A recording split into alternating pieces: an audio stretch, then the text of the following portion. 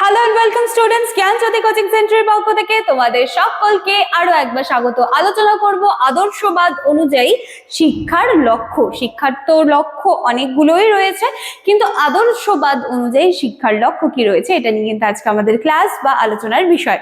Class বা আলোচনার বিষয় শুরু করার আগে জায়গাটি একটু ছটপট দেখে নিচ্ছি, দেন কিন্তু আমরা আলোচনার বিষয়ে সরাসরি ফিরে যাব। দেখো এখানে দুটো কন্ট্যাক্ট নাম্বার তোমরা দেখতে পাচ্ছ, যে কোনো একটি নাম্বারে কল করে তোমরা কিন্তু আমাদের সাথে সরাসরি যোগাযোগ করতে পারছো। শুধুমাত্র যোগাযোগ না, তোমাদের অ্যাডমিশন নিয়ে কোনো কোয়ারিজ রয়েছে, তোমাদের কোর্স ফি নিয়ে কোনো কোয়ারিজ রয়েছে, সমস্ত যাবতীয় যা কিছু তোমরা কিন্তু কল করে নেবে। সোম থেকে শনিবারের মধ্যে অফিস আওয়ারে কলটা করতে হবে।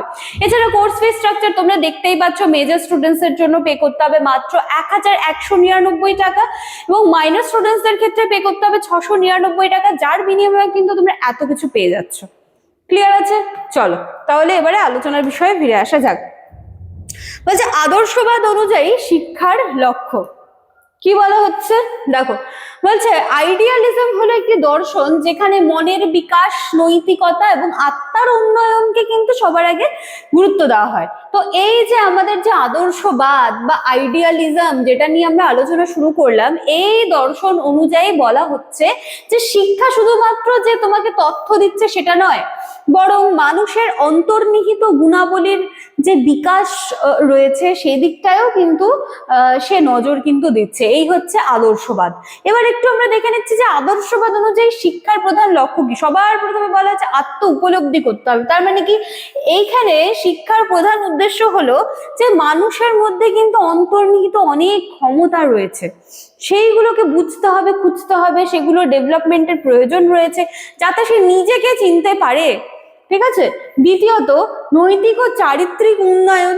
শিক্ষার মাধ্যমে শিক্ষার্থীদের সত্যবাদিতা, সততা, ন্যায়পরায়ণতা ইত্যাদি গুণাবলী কিন্তু গড়ে তোলা হয়। ঠিক আছে, জায়গাগুলো রয়েছে। তারপরে দেখো কি রয়েছে, বুদ্ধিবৃত্তিক বিকাশ।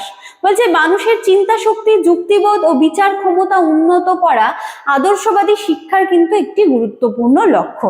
তারপর হচ্ছে আধ্যাত্মিক উন্নয়নের কথা বলা হচ্ছে। আত্মা, আইডিয়ালিজম আত্মার অস্তিত্বে বিশ্বাস করে যে হ্যাঁ আত্মা বলে একটা কোনো বিষয় রয়েছে। এই শিক্ষার মাধ্যমে বলছে যে সেই যে আত্মা বা তার যে আধ্যাত্মিক চেতনা সেটাকে কিন্তু উন্নত করার কথা বলা হয়েছে। সাংস্কৃতিক ঐতিহ্য সংরক্ষণ। বলছে শিক্ষার মাধ্যমে সমাজের সংস্কৃতি, মূল্যবোধ, ঐতিহ্য পরবর্তী প্রজন্মের কাছে পৌঁছে দেওয়া। ঠিক আছে। তারপর কি বলা হচ্ছে, সর্বাঙ্গীন বিকাশ। শিক্ষার্থীর মানসিক, নৈতিক, বৌদ্ধিক, সামাজিক সব দিকের উন্নতি ঘটানো কিন্তু আইডিয়ালিজমের কাজ।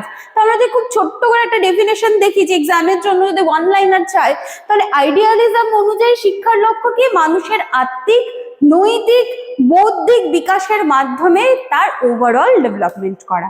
ব্যাস, একদম সহজ সোজা সিম্পল ভাবে এভাবে বলে দেবে। ঠিক আছে। তো এই হচ্ছে কিন্তু পুরো বিষয়টা। 3 মার্কসের জন্য আমি আলোচনা কিন্তু এটা তোমাদের সাথে করে দিলাম।